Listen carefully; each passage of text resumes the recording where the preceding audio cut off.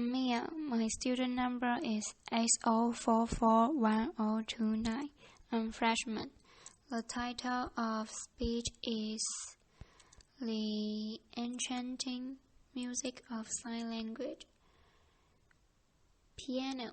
P is my favorite musical symbol.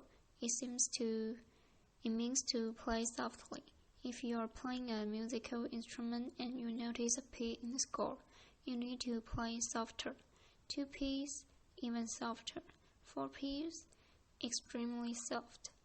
This is my drawing of a P tree, which demonstrates no matter how many thousands upon thousands of P there may be, you never reach complete silence. That's my current definition of silence, a very obscure sound. I'd like to share a little bit about the history of American Sign Language, ASL, plus a little bit of my own background. French Sign Language was brought to America during the early 1800s, and as time went by mixed with local signs, it evolved into the language we know today as ASL, so it has a history of about 200 years. I was born deaf, and I was told to believe that sound wasn't a part of my life, and I believed it to be true. Yet I realized now that that wasn't the case at all. Sound was very much a part of my life, really, on my mind every day. As a deaf person living in a world of sound, it as if I was living in a foreign country, blindly following its rules, customs, behaviors, and norms without ever questioning them. So how is it that I understand sound? Well, I watch how people behave and respond to sound.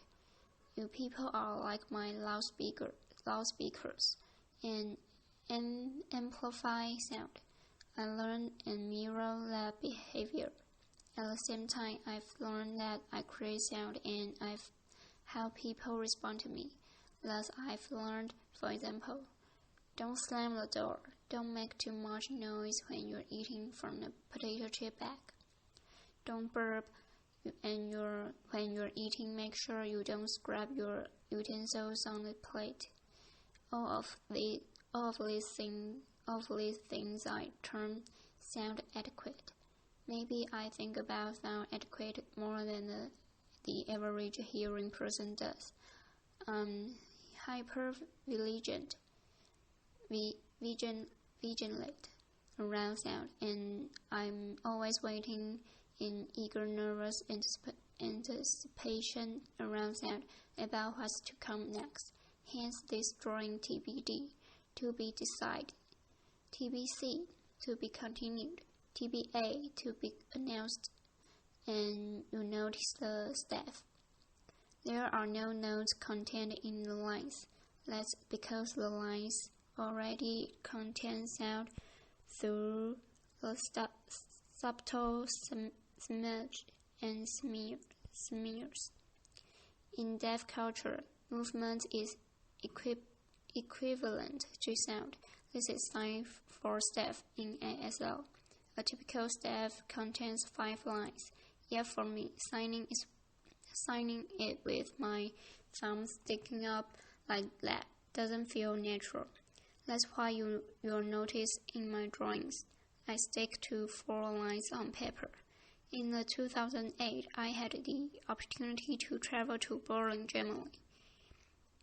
Germany, for an artist residency there.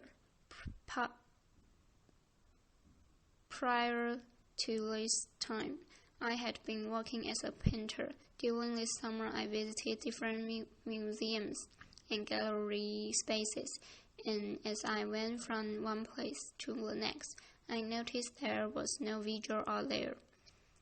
At that time, sound was trending, and this struck me. There was no visual art. Everything was auditory. Now sound has come into my arts territory. Is it going to further distance me from art? I realize that doesn't have to be the case at all. I actually know sound. I know it so well that it doesn't have to be something just experienced through the ears. It could be felt texturally, or experienced as a visual, or even as an idea. So I decided to reclaim ownership of sound and to put it into my art practice. And everything that I had been taught regarding sound, I decided to do away with and unlearning.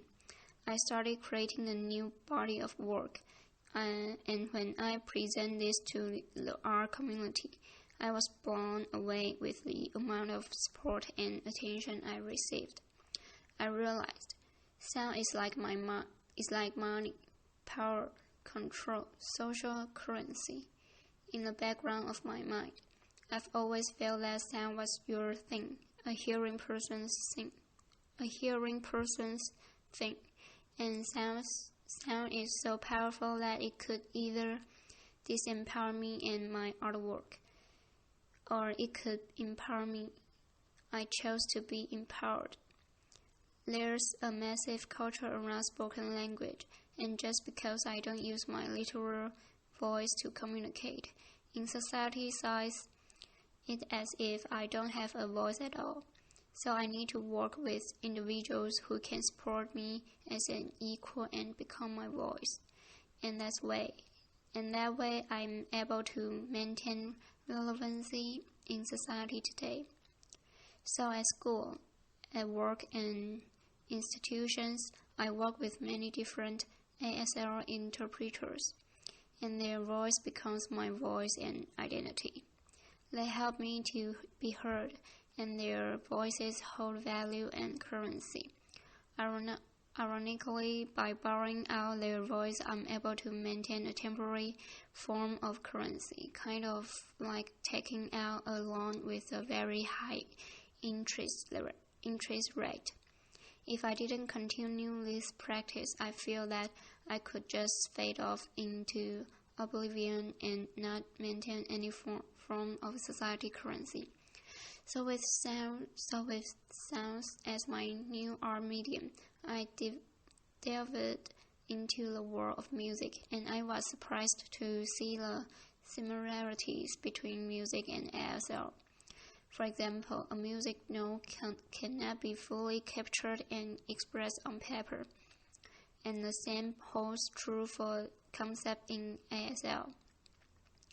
They're both highly spatial and highly inflected, meaning that subtle changes can affect the entire meaning of both signs and sounds. I'd like to share with you a piano metaphor to have you have a better understanding of how ASL works. So envision a piano. ASL is broken down into many different grammatical parameters. If you assign different parameters to each finger as you play the piano, such as facial expression, body movement, speed, hand shape, and so on, as you play piano, English is a linear language, as if one key is being pressed at a time. However, ASL is more likely a chord. All 10 fingers need to come down simultaneously to express a clear concept of idea in ASL. If just one of those keys were to change the chord, it would create a completely different meaning. The same applies to music in regard to pitch, tone, and volume. In ASL, by playing around with these different grammatically parameters, you can express different ideas. For example, take the sign to look at. This is the sign to look at. I'm looking at you, staring at you. Oh, busted. Uh-oh, what are you looking at? Oh, stop. I then started thinking, what if I was to look at ASL through a musical lens? If I was to create a sign and repeat it over and over, it could become like a piece of visual music. For example, this is a sign for day. As the sun rises and sets, this is all day. If I was to repeat it and slow it down, visually it looks like a piece of music. All day. I feel the same holds true for all night. All night. This is all night represented in this drawing, and this led me to think about 3 different kinds of nights. Last night, overnight, all night long. I feel like the third one has a lot more musicality than the other 2. This represents how time is expressed in ASL and how the distance from your body can express the changes in time. For example, 1H is 1 hand, 2H is 2 hand. Present tense happens closet and in front of the body. Future is in front of the body, and the past is to your back. So the first example is a long time ago. Then past is 2. And the last one, which is my favorite, with a very romantic and dramatic notion to it, once upon a time. Common time is a musical term with a specific time signature of 4 beats per measure. Yet when I see the word common time, what automatically comes to mind for me is at the same time. So notice RH, right hand, LH, left hand. We have the staff across the head and the chest.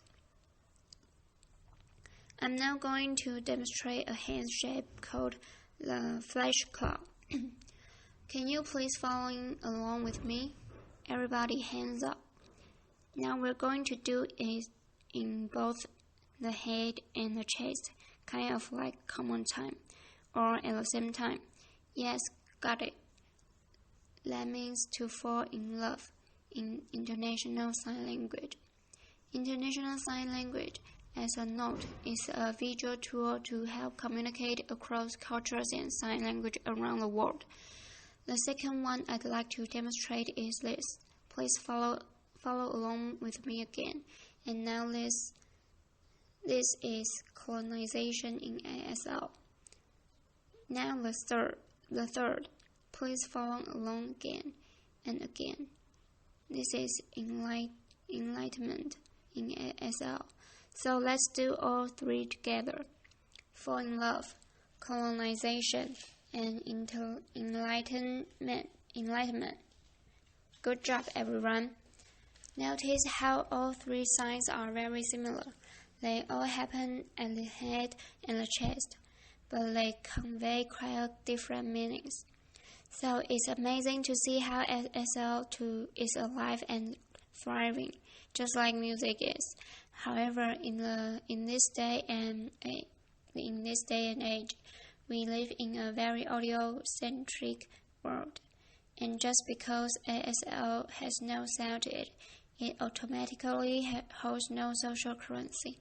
We need to start thinking harder about what defines social currency and allow ASL to develop its own form of currency without sound, and this could possibly be a step to lead to more inclusive society. And maybe people will understand that you don't need to be deaf to learn ASL, nor do you have to be hearing to learn music. ASL is such a rich treasure that I'd like to have the same experience. And I'd like to invite you to open your ears, to open your eyes, take part in our culture, and experience our visual language. And you never know, you might just fall in love with us. Thank you. Hey, that's me.